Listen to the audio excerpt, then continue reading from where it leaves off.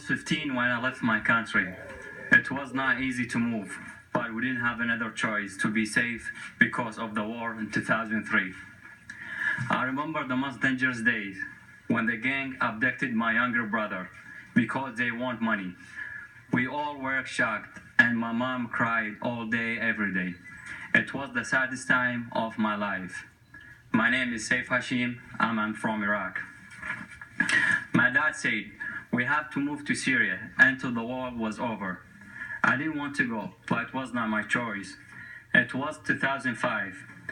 Well, everybody was sad, missing our friends and their relatives and their beautiful days. Next day, I asked my dad, "إيش قد رح نبقى هنا? How long do we have to stay here?" He laughed and he said, "خليك صبور وعيش يومك." The few months never ended. We spent 7 years in Syria, just waiting for the war, the problem, and to end, so we could return back to safety.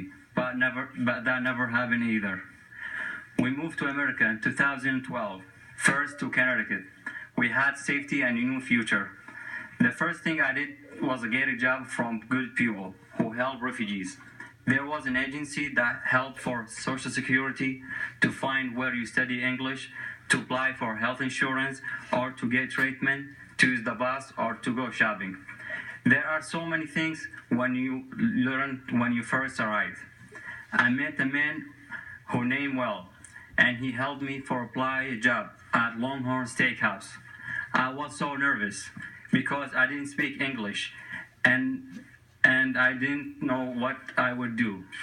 He taught me some words to prepare my first day. I learned how to say knife, spoon, and fork. I thought I was ready to work. I worked first as a cleaning. These were not the words I need to know. Everyone said to me I would say yes. In the beginning, I was ready to quit.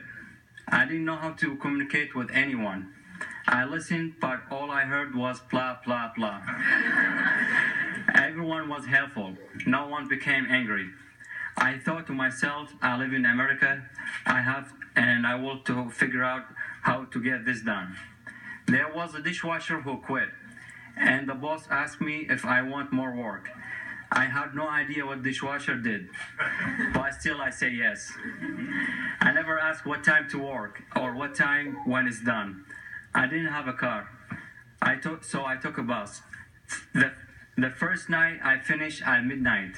I came outside looking for a bus. Of course there was none. The cook was with me and he gave me a ride. I was so grateful. Different workers helped me for the next few weeks, giving me a ride. They spoke to me in English. I learned to say good night and have a good night. I will see you tomorrow. Also, they would say, try to be safe. My English was improving. Eventually, I get my license and my first car. Now I was ready to work in the kitchen, but I know nothing.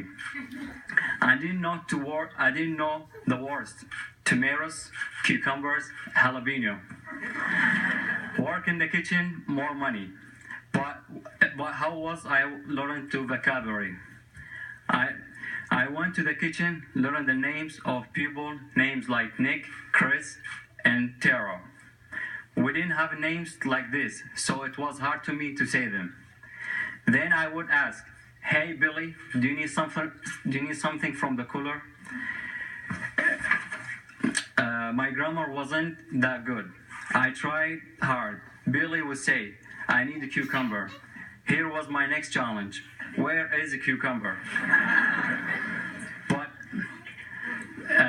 Billy took me to the cooler to show me, and I learned. So I learned teamwork. And I learned the names of people and the food. I was so happy. The workers talked to the manager and told them was great and working hard, trying to learn everything. They told him I was smart too.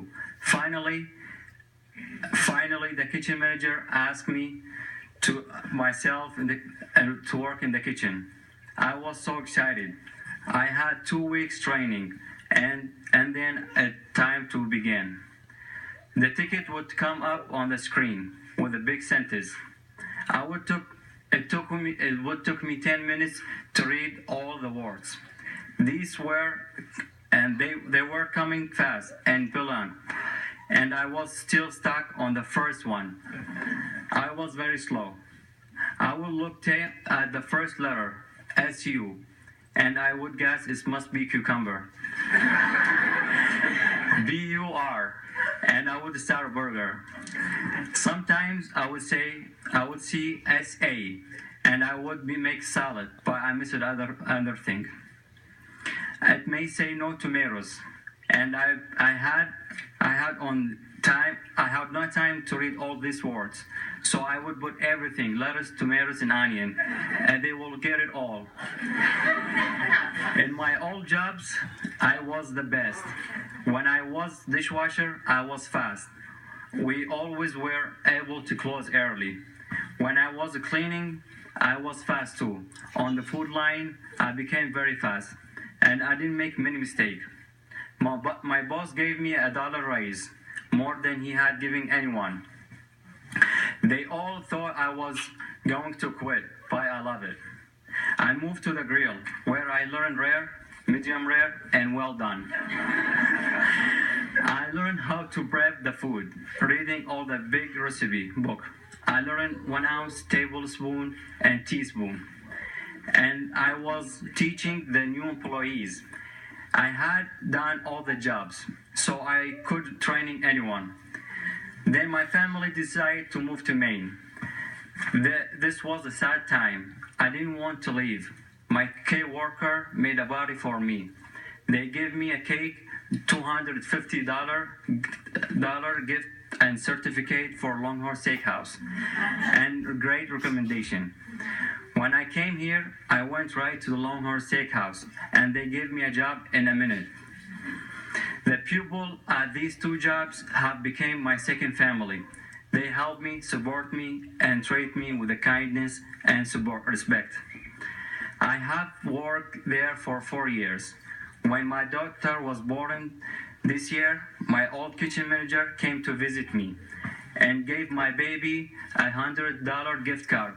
I don't think she will be eating steak soon, but it was a great gift. I didn't want to come to America. I had my own stereotype, just like you may have about me. Saddam Hussein, he didn't have a good thing to say about you. When I arrived, I found something different. I found nice people who helped me so much. At first, I wondered if people would like me because I was from another country and couldn't speak their language. However, people support me, guided me, and even asked me to hang out with them. That happened didn't match stereotype that I had on my head. Miss Rosemary said she has never been at Longhorn Steakhouse, but now she wants to go because they were so nice to me.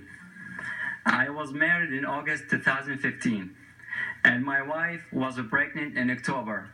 In Iraq, we like to do everything fast. I now have a wife, a daughter, a car, and a good job. I'm learning your language. I have good friends, and I'm finally back to school. Life is good. What I expected before I came here wasn't true. Maybe when you meet someone who looks like me, speak my language, or practice my religion, your own stereotype may pop to front of your mind. I will ask you to do one thing. Take your time to say hello to me. Shake my hand. Get to know me. Open your mind and your heart. I will do the same. You may be surprised. I know that I was. And I believe that can happen again and again and again. Thank you so much.